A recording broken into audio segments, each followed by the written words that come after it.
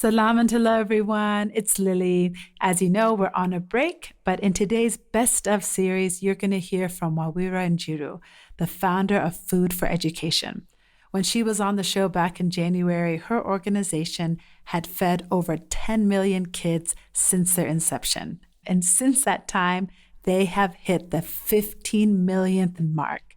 Just incredible. Wawira, all of our heartfelt congratulations. We are just so incredibly proud and humbled and moved to just see your work grow and expand. Back in June, Food for Education hosted President Ruto at one of their kitchens. In fact, they have 7 kitchens now throughout the country. They have partnerships with the county governments in Mombasa, Murang'a, Nairobi to increase the number of kids they're feeding a day. In fact, that number has grown from, I think, around 10,000, which is what we mentioned on the show, to over 140,000 kids a day are being fed through the work of Food for Education. Just incredible.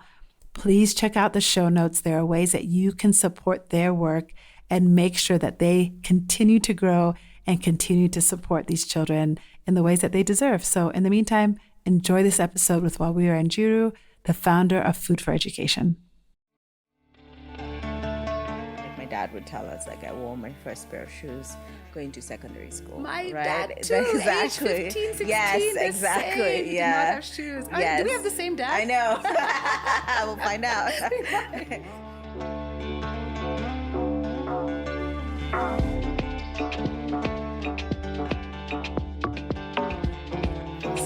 Salam everyone, and welcome to Salam and Hello. I'm Lily Bakala Piper, and so happy that you've made time to be with us today.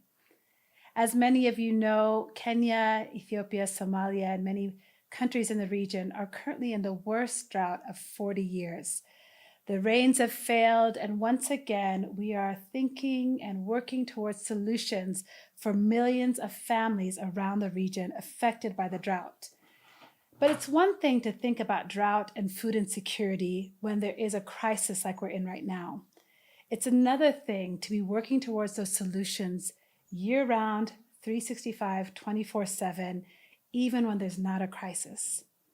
Today's guest, Wawira Njiru, the founder, executive director, and all hands on deck of Food for Education, is with us to talk about the ways that her and her team are addressing food insecurity here in Kenya.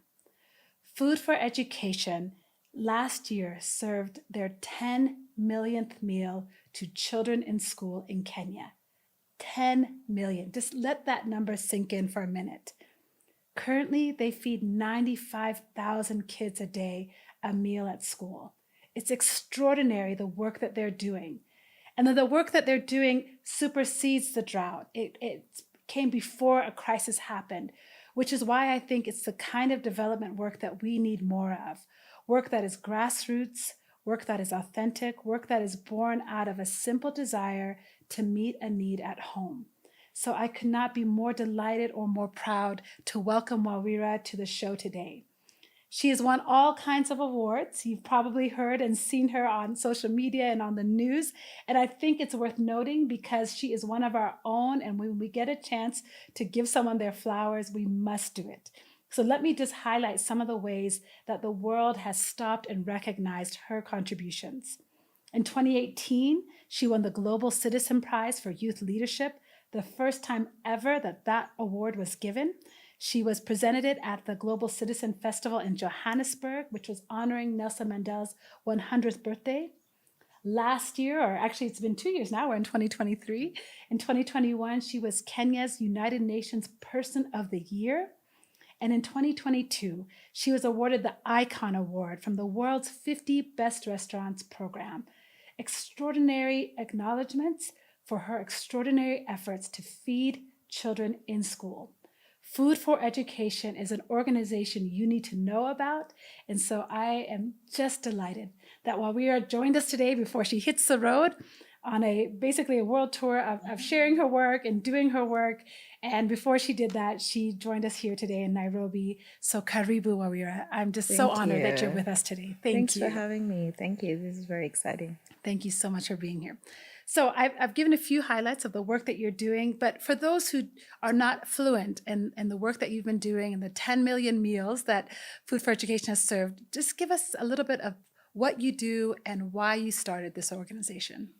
Yeah, sure. So Food for Education started when around 10 years ago now, and was a passion project for a couple of years because I was 21 years old. And it was really just a response to kids in the town, city, like little town I grew up in called Ruiru, saying, they're hungry in school. And I was doing my undergrad in nutrition then. And I sent my parents to the public schools and I said, I want to do something about kids having good education and enabling them to have good education. And maybe I can raise some money in Australia through friends. And they went to the schools to find out what the biggest problem was. And the schools, four of the schools that they went to, I think at the time, all of them said that school feeding was the biggest issue. So really it was born to respond to something. It wasn't a preconceived, this is what children actually need. Obviously children need food, but I wasn't as aware of it as a big problem as when it was made a big problem by the teachers and them saying that this is the biggest problem because you could do anything in education. Absolutely. You could give kids digital tools and things like that. So I raised some money in Australia and then I started feeding kids, 25 children, build a makeshift kitchen. And what I'd do, I'd just send the money back home and the kids would get fed. So it started off really small and it remained like that for about 4 or 5 years. Yeah. When you say really small for 4 or 5 years, 25 kids per year, kind of small. 25 per day. So Okay. it was just 25 kids would come for lunch every day. Okay. It got up to around 50. Okay. So that was a time, I was still in Australia. I was doing my undergrad. I moved back, figuring out what I want to do, try to get a job. You're kind of like enrolled in a real job. master's, a real job, enrolled in a master's degree, and then decided that I didn't want to do any of it. So that kind of thinking through took about 4 to 5 years plus finishing my degree. Yeah. I'm actually glad for you to say that, the 4 to 5 year part. I think so many of us are looking for that quick fix. Yeah. For young people who are listening today, they're going to feel like, they need to go out there and do it right away. But I appreciate that you let something kind of simmer for a time. When was the next big leap? When did that start to scale up a bit more? Yeah, so I remember around 2015, I started thinking, this can be like, what should I be doing? Should I work on this full time? Should I do something more, scale this? Because the need was big. So whether you're feeding 50 children, teachers would come and say, can you expand? Can you feed 100? And I'd say, I don't have money to do that. Like I'm raising money to How were only you funding feed it up to 50 that point? through friends. So Okay. it was just, I'd do Facebook campaigns, I would message, we had some few monthly donations. So it was small enough to sort of sustain through the network of people I knew at the time, especially those in Australia who would become friends. So when I lived there, I did like some speaking engagements in churches and things like that. So it was just basically small but very meaningful contributions from people to be able to sustain the work as it was. And so in 2015, 2016, the need is huge. You just keep getting the same requests. Oddly, it's never stopped. Like the requests have never stopped. But kind of like trying to figure out what should I do about this. I have this thing. It's either you get to a point where it's either you kind of go on it full time or you figure out what is really doing it look like, or you sort of let it continue to be a small thing and a passion project and you find like a real job. There's a lot of pressure also from my parents because I've just come back with this degree and they're just like, well, you're living at home, what are you doing? So I had to really figure out what I wanted to do. Yeah. And what made you decide to do it? Yeah. So, I mean, one of the things was that I remember we hosted a fundraiser once and there's this person who donated 250,000 shillings. It was just an event and they donated, not many people came, but they donated 250,000 shillings. His name is actually Kev Mulay. He's Kenyan.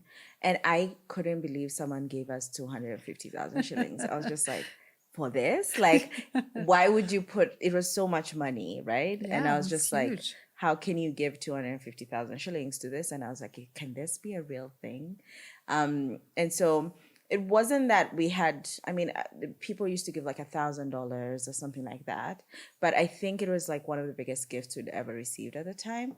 But also that a Kenyan had done it. And it was like, you know, you kind of feel like, wow, this is something I can do. This is something that can be done, that should be done. So that was one of the things that helped kind of push me in that direction of figuring out how can this be full time. The other thing was finding a model that I thought could be interesting, the central kitchen model. So at that time, we were still like feeding around 50 children. And they were all coming to this little kitchen and eating there that was near one of the schools. And so one of the biggest questions I had is, if we went to other schools, how would we do it? So I found a model on YouTube actually in India that feeds 1.8 million children, and that organization is incredible. We've actually become partner organizations over the years, but like watching their YouTube videos just made me think, wait, what if we had a central kitchen and then we distributed food to schools? So that's really like something, finding a model and finding like traction towards fundraising was some of, I think, two of the key things that made me feel like maybe I could do this. And so how I took the leap was just started to kind of, I mean, I used to talk about it all the time to everyone to raise money, but then started like applying for grants, got a lot of rejections, but you know, just kept going and said, this is what I want to do. I want to give it a shot. Of course, you know, like my parents were like, you shouldn't do this full time. You should find other things. You know, they were like, I know this person who can give you a job at this place or this Of place. course. I worked 3 months at Unilever, you know, trying to be like, this is the perfect food science and Yeah. nutrition job. And then I was just, the first grant we got, which is around like early 2017 or 2016, I don't remember well. That was a time I was like, oh, wow, now we can actually do this. Yeah. So let me ask you a little bit. I want to dial back to your parents a little bit, because you've talked about in other places where I've read your story that, you know, your parents themselves, when they were growing up, did not have a lot of means. Yeah. That they worked really hard to put you and your sisters through school, to provide for you, to make sure you had solid education. And I have a similar story. My parents grew up very poor, and my dad often, we would laugh, you know, he'd say, you know, if they had a meal a day, if they had 2 meals a day, like how lucky the days were when they had two, because most of the time it was just one meal a day growing up in very rural Ethiopia. Tell me kind of how that, living with the story of your parents and kind of what they went through, and then yourself having the opportunities that you did, you know, how you marry those two in inspiring your work and carrying it forward. Yeah, I mean, I think for many people, like you shared, that grow up in our African household, you always hear the story of like, you know, like my dad would tell us, like I wore my first pair of shoes going to secondary school, My right? dad too, age Exactly. 15, Yes, 16, the same. exactly. He did not Yeah. have shoes. Do Yes. we have the same dad? I know. We'll find out. We might. Yeah. And so, you know, having that, and then having like, you know, when, if they'd get food, because they were farmers, subsistence farmers, if they had food, they'd have to share it. He had 7 siblings, they'd have to share it, Yes. you know, and so each person eats a little bit. And, you know, he used to go hungry. And my mom also, she grew up more urban poor. So she grew up in the slums, also had the same sort of, you know, insecurity around education and around food. But for both of them, they actually met in college, and for both of them, their parents and their families had struggled so much to put them through education. So I grew up with a really big framing of like, education is so powerful, because that's how, you know, we're able to feed you guys, we're able to kind of have a home and things like that. Absolutely. So when I started trying to make an intervention in schools, the education piece was sort of the priority. I wanted to give kids the ability to learn better, the same way my parents had been given. It just happened that the biggest problem they had, and they continue to have, is food, and that was affecting their ability to learn and stay in school. Absolutely. Yeah. It's thank you for sharing that. It's really kind of beautiful to hear you tell that story, because one of the things I've been thinking about is, is over the 10 years that Food for Education has grown, how much you have to tell this story. I've worked in development myself for a long time, but not in the role that you've been, which is, kind of sharing the story, having to raise funds and telling that story with dignity and with the joy that you have for the work that you do.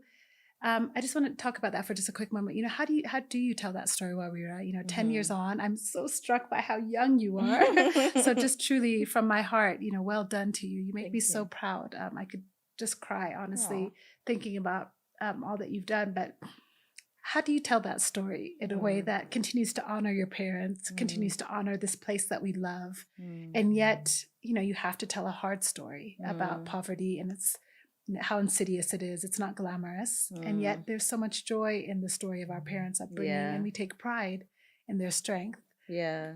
Let's talk a little bit about the storytelling that's involved in your work. Yeah. I think that, one of the conscious things that we've done is we don't show, for example, hungry children. So you show children, after, like when they're happy, even if they're in a lunch line waiting for food, you ask them, after, because we get consent for the photos, like, can you smile for the photo? Not, so sad, they're so hungry. And so I think that the stories of my parents, the stories of my life, is a story of really opportunity and how powerful giving someone an opportunity is. And that's what I feel like my parents, like my mom got a random stranger to sponsor her through high school. And that is the reason why she was able to finish high school. So it's not that they were so poor they couldn't afford high school, but what a great thing that, someone sponsored her to finish high school. And so when I view my work and I view the story of my work, it's a story of like giving people opportunities to sort of, and children in particular, to improve their lives. And that is only a happy story. So when you give someone an opportunity, it's not like, here's an opportunity, let's cry. It's like, wow. Absolutely. Yeah, let's be happy. So that, and I think that that's something that I think when I look at the work and I look at the storytelling that's involved, sometimes, you kind of, people have the expectation that you're going to tell the sad story, but the more you find that you tell the story through a joyous lens, I find that people relate more to that. Yeah, thank you for that. I just reminds me of one of my life mantras, which is talent is universal, but opportunity is not. Yeah. And so through that joyous story, you're bringing more justice to the communities and the places that you love, which is what all of us can do. Yeah. You are so young. Again, you started this work when you were so young. You took a need, you looked at it, you asked the people who were there, the teachers, the students, what do you need most? We need food. And so you addressed that need, and it's making such a huge difference now. So let's talk a little bit about how Food for Education has grown. So you make this big leap, you invest, you start to scale it, the work really starts to grow. In 2018, you win this Global Citizen Prize, and you start to include a bit more technology into the work that you're doing. Tell us about how you're using technology and local markets to kind of scale the work that you're doing. Yeah, so in around 2018, when we won the Global Citizen Prize, we were feeding around 2,000, 3,000 children. And one of the key things that we had, so that we introduced in around 2017, was that parents would contribute for the meals. And that was also a conversation with parents, understanding like how much they were spending on lunch and how much they would likely want to contribute for they could afford, and made it like a survey of the sort of a wide scale of parents understanding the income levels and understanding how much they could afford. And they said they could afford 15 shillings, and that's what they were typically spending for what they were buying for their kids, which is like a drink and like a mandazi or something like that. And so we said, what if we could offer you a full lunch at that price?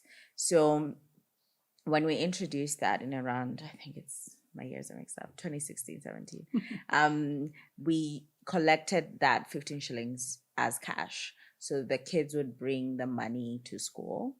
Sometimes, they'd need change, or it would get stolen. There were just like so many issues. And so what we needed to figure out was a way to collect that money to allow parents to contribute, because I really believe in, first of all, like I was like, I'm not rich, I can't feed all these kids for free. They need to help in terms of covering the cost, but also I feel like there is a dignity in involving people and saying, I see what you have and I can find value in that and I can give you value for that. And so the technology was developed as a payment system. So first of all, I am not a technology person, so I knew nothing about technology. However, I knew about bus tickets and metro cards. And what metro cards were interesting to me was that how fast everyone got on the train and really like just got on the train really fast. Like it's rush hour, you're getting in like a metro card or something like that. So I said to like our team then and said, what if we had a metro card but for food but topped up with M-Pesa? And everyone was like, that's weird and that's not realistic. And so it took us a while to find, because we didn't have a tech team, so to find like an outsourced partner, a company we could work with who actually understood the vision. We went to different companies that had different solutions, and there were so many like hurdles of like to be used by children, so not adults, to be topped up through because your kids these are primary school kids, yes, right? primary school from 5, 6 yes, to even 3, because it starts at kindergarten. Okay. So to be used by very small children, and older children, but then still children who don't have phones, and their parents have ways to understand how their children are eating, and then to be very fast. So because one of the biggest challenges we had was the speed of like the cash someone would bring, then you need change, and then it's like a whole thing. So it needed to be really fast. So when we were feeding around 3,000 children, we won the Global Citizen Prize. It was just an idea then. We're so lucky that they took the chance. Actually, the prize is open right now for anyone who wants to apply. The application process, anyone who wants to apply, still $250,000, which was really significant for us. It's still significant. And so when they gave us the prize, the first thing was to figure out how to do it. And so then we introduced NFC payments, so mobile payments that are linked to NFC. So essentially, what's NFC? NFC is like your credit card technology. Okay. So you can just tap the same way you tap at you can tap at a grocery store. Okay. So we needed to tweak a little bit, so that I don't go into too much detail, but we needed to tweak it a little bit where it doesn't have like, if you tap your credit card, you have to put in the PIN. So children don't have a PIN, they can't remember, so it needs to be very seamless for them. So we developed that as a way to enable kids to eat more, and in a year we moved from like 3,000 to 10,000 children because of that technology, because of how seamless. So a parent just goes, registers on a USSD, which is star something something hash, and then they top up, and then they consistently top up however much they want to top up. So there's no limit in how much you want to top up, and their kids just withdraw that when they come to school. And they wear like a bracelet, I think. Yeah, and they wear the bracelets, yes. And they just tap that every time they get to school with your team who's there delivering the food. Yes, exactly. And so that has enabled us to scale massively, because it enables us to kind of have a very rich data set of like how we're providing meals, to have correct predictions, and to have really low wastage. So our wastage is under 2%. Incredible. Just because of our ability to sort of make sure that we're serving meals consistently, but also we're predicting the amounts very well. And then from a sourcing perspective, we're now expanding our technology to enable us to source better and to be able to work with a wider range of farmers and suppliers. And you're working with farmers and suppliers in Kenya? Yes, in Kenya and the region. Yeah. Tell us where Food for Education is working right now. You started in your hometown, is that right? Yeah, in Ruiru, yeah. And tell us where you are now. Yeah, so we started in Ruiru, now we're in Juja, which is another town, Kiambu, in Kisumu, in Mombasa, and we're in Nairobi. And Moranga. I always forget Moranga because it's newer. Yeah, Moranga's close to my heart. Around the corner. Oh, really? Yeah. Well, my daughter started a menstrual health program there in 2015. Nice. So we've been going to Moranga since then. And definitely it's very beautiful. A community that's beautiful. All those beautiful farms. Yeah, absolutely. So you're scaling, you're growing. Tell me what it means. I think I can't remember what year either. Now, maybe it's 2019 or so. You hit this 1 million meal mark. What did that milestone mean to you? It meant a lot because, like, I mean, when I started Food for Education, the goal was to start with 25 and get to 100 kids. Imagine. Yeah. So it was just like, this is my really big, hairy, ambitious goal. Is to get to 100 kids. Yeah, 100 kids. And so getting to 1 million in 2019, it felt really good. It felt like it's, it made a huge difference and it felt good. But it also felt hard because I feel like a lot of times people accomplish goals and the number is great, but then the effort that it's taken to get to that number is actually also significant, and a lot of failures, a lot of rejections, a lot of mistakes, a lot of things that I had to learn from really quickly. And so it felt good and it felt hard, but that's the journey. Yeah. So I didn't ask you this ahead of time, or I didn't prep you for this question, but I hope you don't mind maybe sharing what some of those failures or mistakes are. If there are other young people who are, or old people like myself, who are thinking about, change and grassroots movements and how to make an impact. What did you learn that didn't work, or what did you learn from those mistakes along the way? So first of all, I'm gonna quote Rihanna and be like, never a failure, always a lesson.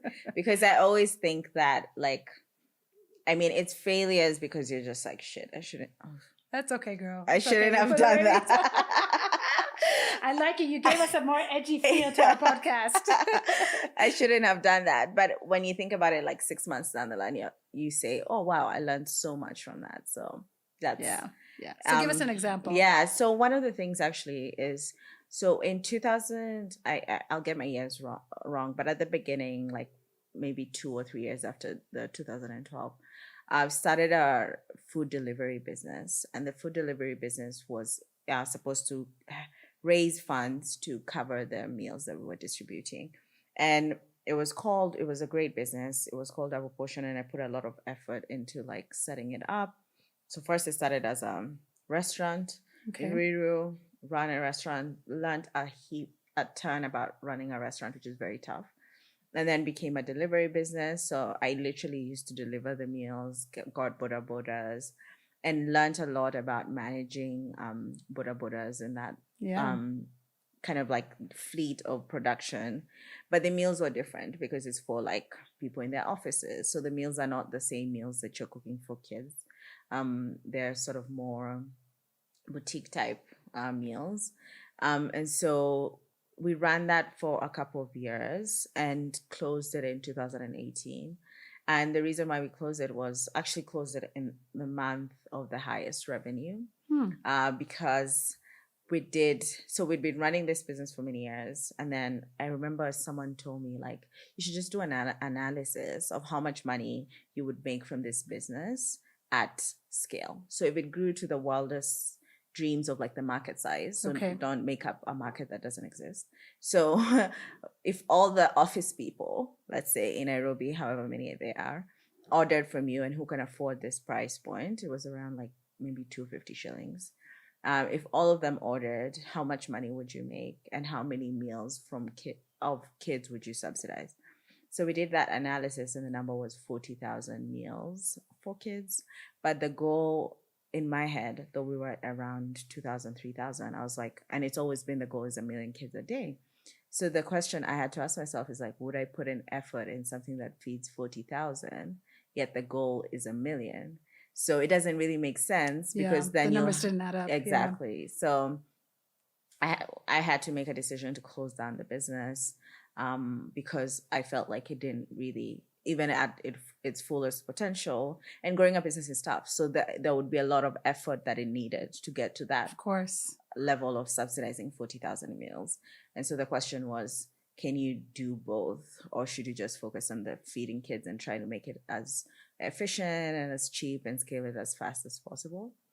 So decided to close that business. And I think when I look back, like that was one of the hardest decisions I had to make because not many people understood. And, also talking to a team that had put in a lot of effort and saying like, you have to be redundant, and doing that whole entire process. That wasn't easy. So, yeah. But now for education itself, I mean, you have a pretty big team. Yeah. Tell us, you have around 200 staff who are now working? No, we have 700. So 700? Yeah. Oh my goodness. Okay. The numbers are just extraordinary. They change all the time. Yeah, they change all the time. We were talking about this kind of before we got on air that you're now feeding about 95,000 kids a day and growing. Yeah. Numbers growing. 700 staff. You have these kitchens. I read that you cook mostly at night, so that that's, of course, they have to deliver to the kids during the day, early in the morning, get to the schools on time, because now you're delivering to the schools that you mentioned earlier where you are. The goal is 1 million kids a day is what you're aiming to. What's it going to take, do you think, to get to that number? A lot of hard work. And so right now, like next year, we are, which is this year. Yeah, 2023. We're looking at moving from 95 to around, conservatively around 200,000 kids. So doubling, just over doubling this year. And so it's going to take, a lot of setting up more kitchens. And now we're going more into working with governments, so county governments, and constituency governments and the national government to provide meals across the country. So we're just signed a partnership with Mombasa County, for example. And we're signing one with other counties, with 2 other counties to deliver meals across the country, and so across those counties, and eventually the goal is to get more around the country. So it's going to take setting up more infrastructure, setting up bigger teams, and it's ensuring that we're able to cook and produce and distribute those meals, and then also more partnerships across the country. Yeah. So let's talk about that. As you're scaling, as you're growing, while you're doing that, we're also in the context of this heartbreaking drought, of inflation that is higher than we've seen in years. We're facing food crisis just from the war in Ukraine that has just, devastated some of the markets here. How is that affecting your business? Not to mention that we're not even out of COVID really, but during COVID, you also had to pivot. So talk about how you, as an organization that is meeting a humanitarian need, can continue to function in the middle of other crises that are happening, around you. Yeah, I mean, I think that one of the things that's usually challenging for us is, when you're working in the food space and the needs are growing, so there's inflation, there's the drought, there's a lot of tension to expand and to kind of like move to other regions, because the demand becomes higher in terms of, people in this region are facing a specific drought, and there's need to provide to that. And so, and also with inflation has really affected our food prices. So, we've seen, like, let's say maize prices almost double because of the current, oil prices, the way the supply of the country is in terms of low supply within the country because of the drought, and then also because of the war in Ukraine and the inflation across the world. And so, it's driven up our cost per meal. So we monitor closely our cost per meal, and also, ingredients like, let's say, rice at some point was like 75% higher than we'd buy it for. Maize is one of the most significant increases, which affects everyone in the country. And so that means that there's a lot of more pressure on us, because the meals that we provide are subsidized. So the parents are only contributing 15 shillings, but we subsidize the cost of that meal.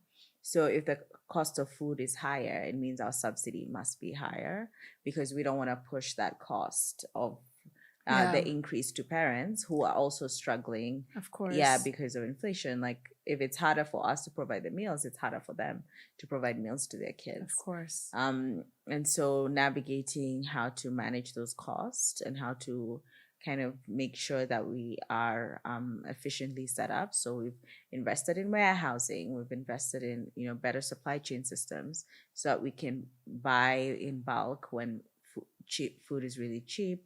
But then even navigating cheap is not like, someone's not going to come and say rice is cheap today. It's going to go it's going to go higher tomorrow. So you constantly have to have your ear on the ground and monitor and kind of really build out a team that is able to buy at the right time. Yeah. What do parents pay now for the meals? 15 shillings. Still 15 shillings. 15 shillings, yeah. That's amazing. Yeah. I mean, seriously, God bless you for that. That's extraordinary that they're still paying that 15,000 even in the midst of all these pressures on you to as you're scaling and the crisis around you. So as we just kind of wind up, as we think about the story of this grassroots movement, one of the things that strikes me about living in Kenya as an Ethiopian is just it's such a dynamic space. Nairobi, there's so many things happening between tech and art, and it's just there's always something, and that includes the social impact space. So tell me, what do you think you and your fellow, humanitarians and activists, what do you have to teach others in the region? I think there's so much happening that's right that we don't always focus on. There's so much. It's easy to see what's going wrong, but I'd love to hear from you. What are you learning? What are you seeing that you think Kenya might have to offer the world on what's going well in the grassroots social movement space? Yeah, I think that some of the things I've seen is like there's a lot of innovation on how to solve problems in Kenya and across the continent. I remember there was an organization that someone was telling me has primarily worked on the continent, is providing mental health services and is now moving into the US to provide mental health services. So that's the opposite of what we expect development to look like, is that, it comes from the US to here. Right. But now we're developing innovations, and we've had, a lot of requests of, can you bring this to our country, mostly around the continent, but even across the world, especially through our technology and through other systems that we've developed to be able to become more efficient. I think also what I would, tell people who are sort of starting out, or what I've seen social entrepreneurs as, is there's so many incredible women and so many incredible people who are from Kenya who are developing solutions for Kenya. So there's a lot of people who, like Charlotte from Mukuru Stores, who just won the Outshot Prize. Yes. There's Nelly, who just won CNN Heroes for her work providing technology services to kids. And so there is a lot of innovation, and it's being recognized across the world. But also, it's not starting from like, I want to start an idea so that I win this prize. It's starting from, I saw a need. If you hear their stories, if you hear a lot of people, I saw the need. It was in my community or in the place that I was living in. And I thought, why don't I try and solve that? So I think that for a lot of people who are thinking, should I do something? I think, for me, it wasn't like, oh, I'm going to start an organization that will feed 1 million children. That happened, the dream started formalizing as I was doing it. But the first thing was like, well, I have money to feed. I can raise money. I didn't even have it myself. I can hustle my friends to raise money to feed 25 children. And so that's the need I'm going to meet. So don't think that you have to start really big or have to start with like so much. You just have to start where you're at. Yeah, with what you have. Yeah. Thank you for that. So I'd like to close my show by asking my guests, before I do that, actually, lest I forget, Wawira, how can we follow you on social media? How can we support the work of Food for Education? Make sure our listeners know both those things. Yeah, so you can support or see our work at www.food4education.org. Okay, foodforeducation.org, and they'll find everything there. Yes. How to support, how to get involved. Yes. If you're local, there's ways to get involved. Local meaning Kenya. If you're international, there's ways to support and get involved as well. Yes. How about on social media? How can they find you? We're food4education on everything. On everything. Yeah. You've kept it very nice and simple. Well done. I'm like trying to get to that point where you are. So well done for that. Yeah. Okay. So as we close, I always love to hear from my guests, 2 questions, what's bringing you joy? What brings you joy? And I like to ask people what their favorite drink is, but because you're in the food space, maybe you can tell us your favorite meal, including what is the meal that Food for Education provides for kids every day? Yeah, so what's bringing me joy? I think this year is bringing me joy. I'm very excited and a little scared, but a little more excited about the year and the plans that we have, and our team and the scale up, and also to find other things to explore other things about myself and to continue growing as a person and as a leader. The thing that I like to the kids, what they eat is most, it's either maize beans and vegetables, or rice beans and vegetables, or rice, lentils and vegetables. They serve fruit. So it's a more varied diet. My favorite food, actually, I'm very simple, is just ugali and sukuma wiki and beef stew. Yeah. That really is the most It- Kenyan answer yeah, you could exactly. give. Yeah. Okay, so now what's your favorite beverage then? So you gave us the most Kenyan meal Basic, yeah. ever. Give Oh, I us need to find your a good favorite beverage, not beverage. chai. What's your It's favorite not actually beverage? not chai. Okay. I was gonna say chai, a masala chai, a Masala masala chai. tea, Okay. yeah, with lactose-free milk, yeah. With a twist. Yes. Masala chai with a twist. I like it. Yes. Wawira, it's been only a pleasure to have you here. Thank You have you. taught me, you have inspired me, you have moved me, and you've given us all, I think, a challenge to think about what it is I need right where I am that I can do my little thing to respond. That's what Wangari Maathai taught us, right? Yes. Let me be a hummingbird, let me do my little thing. Mhm. And you're doing that every day for 95,000 plus kids a day. Bravo. Thank you. God bless you. Thank you so much for being on Selam and Hello. Thank you. Thank you Thanks so for much. having me. Thank you. Thank you. All right, listeners, you've heard so much. I hope that you will follow Wawira's work and Food for Education. She's giving you all the handles, the website. There's always something that we can do wherever we are. And if you're looking for a place to get involved here in Kenya, I hope you will check out the work that they're doing. And if you're listening from abroad, check them out as well, because there's always something that we can do. And next week, we have another fantastic guest. So tune in, Salam and Hello, and we'd love to hear from you as well. So at Salam and Hello on all the social media platforms or salamandhello.com. Peace.